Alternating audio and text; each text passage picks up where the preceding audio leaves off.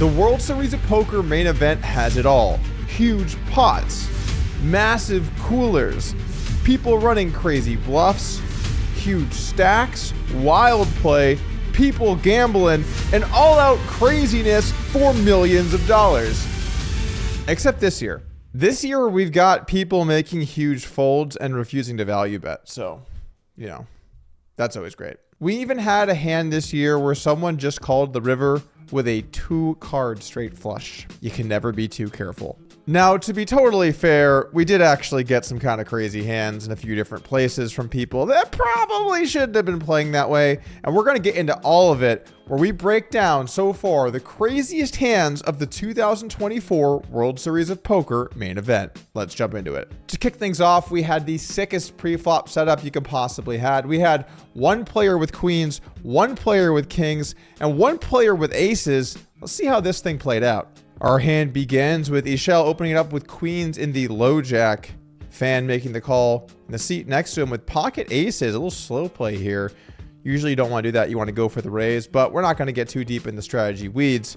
We're going to save that for the Upswing Poker Lab, which has a 33% discount going until the main event comes to a close. I'd head over there and use that now because, as we all know, the main event ends really quickly. So yeah, you only have, I don't know, weeks left.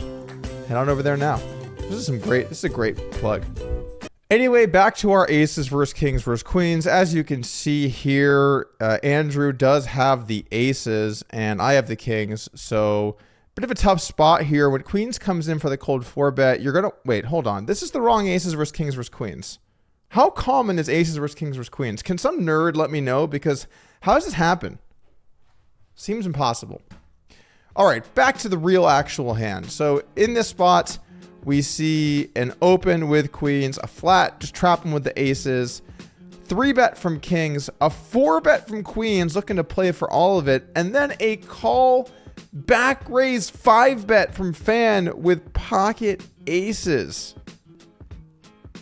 Crazy wild spot. Back over to Barry Hutter with the pocket kings. Man, this is a scary looking spot. I don't know, guys. I really don't know. I'm not qualified. That's why I'm sitting here on YouTube and I didn't play the main event this year. But anyway, ultimately, Hutter breaks the #1 cardinal rule of poker. You just don't fold kings pre.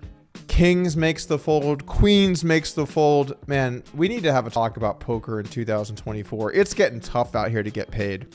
You got aces versus kings versus queens. And you can't get one person to see a flop. Feels like maybe we took the wrong line here with the pocket aces. Poker is dead. Well, I guess except for bluffing. That seems pretty good. So bluffing is good, right? That brings us to our next hand we're going to break down. Dan Bilzerian played the 2024 World Series of Poker main event, and he had quite the run for 2 hands. On Bilzerian's first hand, he had 10-8 offsuit against player Derek Reed, calling a 3-bet and then triple barreling off into the Scottish player who check called all 3 streets with pocket aces. I had aces and just didn't think he had it, so I called, and he was bluffing with 10-8. I feel like I just got in a transporter and went back in time, but you know what? Newest customer. Hard to argue with the results. Canada's Jonathan Dweck then recalled the final hand where he eliminated Bilzerian. I raced with ace-jack, button called, and Bilzerian shoved all in for 4,000 with queen 5. I called and hit a flush. Bilzerian actually ahead of the curve here because, look, if you're not going to cash in poker, you'd rather play for 1 minute and leave. So either you have a deep run, can win a lot of money, or you're out of there and you can go do whatever else you might be doing. I think I can imagine some things Bilzerian might be doing. On the subject of bluffing, we actually have some great ones. I want to bring us to the master of the World Series of... Oh, wait, no, I shouldn't use that word anymore. The leader, the champion of the World Series of Poker, none other than the greatest MTT player of all time, Phil Hellmuth. Let's take a look at this first one over from Poker Go's coverage of the World Series of Poker main event. Your classic button open with 9 deuce. So I'm sure there's a pretty specific range that Phil is getting in there. Maybe 8 deuce is in the fold range, but 10 deuce, of course, you got to pay your respects. And then, you know, everything better is in there, I guess. I don't know. Regardless, opens up 9 deuce and small blind comes after him with ace 10 here. making it 6,000. And Hellmuth with some vintage speech play. My man might have jacks this time. I'm going to make it 20,000. And puts in the 4-bet. Put that in your solver and smoke it. Yeah, we haven't managed to contain white magic yet in these things, have we? Oh, that's great. Phil looking happy. I think that play speaks for itself. You want to dance with me? I dance with you tomorrow. Got one more Phil Hellmuth hand, a special treat for you guys. In this one, he decides to 3-bet with the Jack 5 offsuit. Gets called in 2 places by Ace, King, and 9s. Man, if either one of these guys had decided to raise, I think the old Jack 5 would have been in a pretty bad spot. But nonetheless, 8, 6, 4, 2 clubs. Weirdly, Hellmuth now actually has a pretty good bluff candidate with his gutter ball and 1 club. But he checks the flop over to pocket 9s. Check calls. Interesting. And then goes for the lead for 24K. This one a little less conventional, but ultimately pocket 9s does let it go. A couple nice bluffs from Phil Hellmuth, putting on a masterclass performance here in how to get things done in the main event.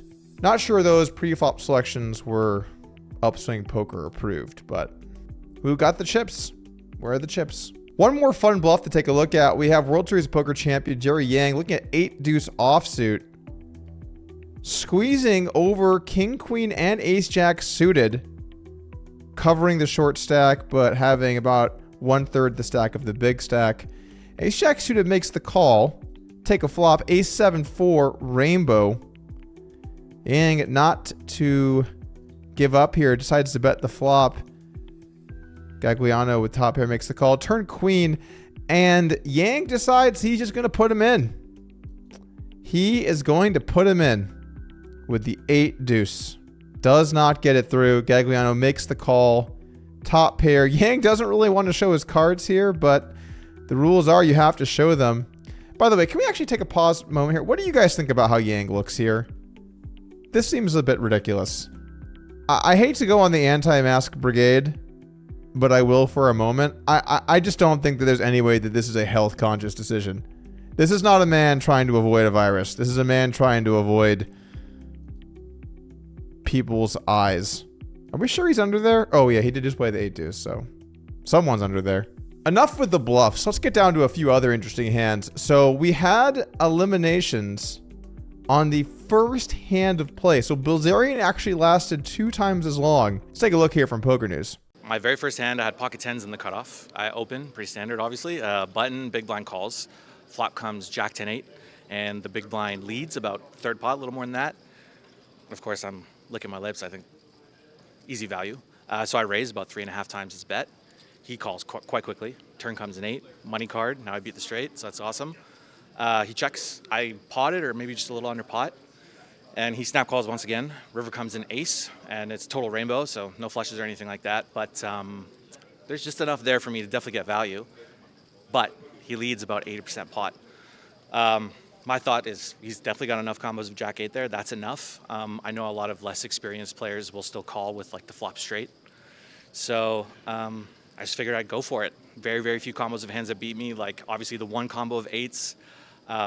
Once in a while he's got jacks, but I figure he squeezes jacks. Even first hand he's going to squeeze jacks pre-flop, so less likely he's got jacks. And then of course once again Jack 8. So I rip it in, and he snap calls. He's got pocket 8s, and I put my face in my hands for a few seconds, and then walk back to my hotel room. Pre-flop standard, flop standard, turn standard. River is kind of weird. Hard to think your opponent has aces or jacks because they called pre-flop. I would be concerned about pocket 8s. But could they have Jack 8, 10 8, Ace 8? Ace 8 kind of makes sense because they led the river. Yeah, I think you have to jam. This is brutal for this guy. Brutal. Brutal run out. Brutal spot. And I'll see you next year, bud. See you next year when they show down the pocket 8s. Rough way to go out, but if you wait around for a little bit for Dan Bilzerian to bust, maybe you guys can grab some drinks together. Timing works out. You're going to have to wait a little bit, though. Our next hand, upswing coach Aaron Baroni in the World Series of Poker main event, made day 2, and then played this hand, tweeting out saying, So I open queens at 2,000, 3 callers, queen 9-5, all clubs, first to act and check, mid position bets 3,000, all fold, and I call. Turn 5, so now we have top boat. I check call 6,500. River 8, I check, he bets 13.5 thousand. I make it 35,000, and he calls and shows 7-6 of clubs for the straight flush.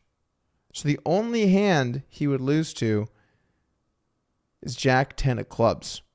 It's a bit of a conservative call here. You're still ahead of pocket queens. You're still ahead of pocket nines. You're still ahead of pocket fives. I imagine it's possible that you might be raising the nut flush. Yeah. I mean, I think that there's enough other hands you could consider putting another raise on the river with the second nuts to the straight flush. But it's the World Series of Poker main event, guys. This is why people play it.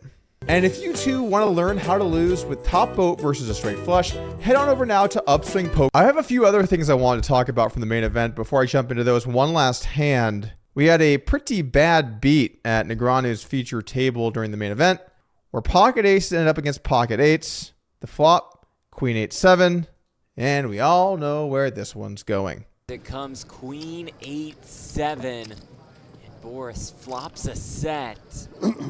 Now let's pay attention to the body language of Boris. I'm into these live reads now. He has flopped a monster in the main event on a feature table. Let's see how he acts. Just a snap jam. How much is this? Maybe 50 Vincetti more? asks for a count. A little over 50 more. Wow, just rips it in. Ooh. Oh, it's easy to say. It does make the call. And here we go. Bershatsky in a great spot. Oh, you weren't kidding. Sorry. With Hopefully, almost sorry. 200K in this pot. 91%. That's got to be a good feeling here for Boris. But you never know. Turn card. Oh, it's an ace! Yes. The Good job, ace Good of luck. diamonds on the turn. Good game.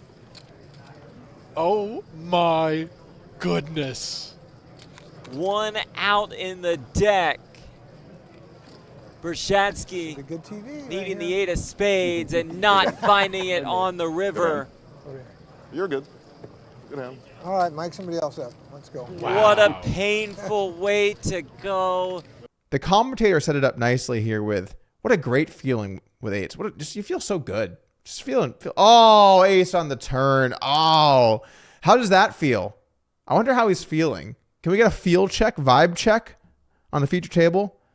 You can actually pinpoint the second when his heart rips in half. And now. Few other items here of business. People enjoyed seeing Phil Ivey play the main event, sporting this hat. Interesting look here. Ivey, of course, known for his signature tournament looks. Before we call it today, I do want to talk about the World Series of Poker setting a new main event record with over 10,000 players, 10,112.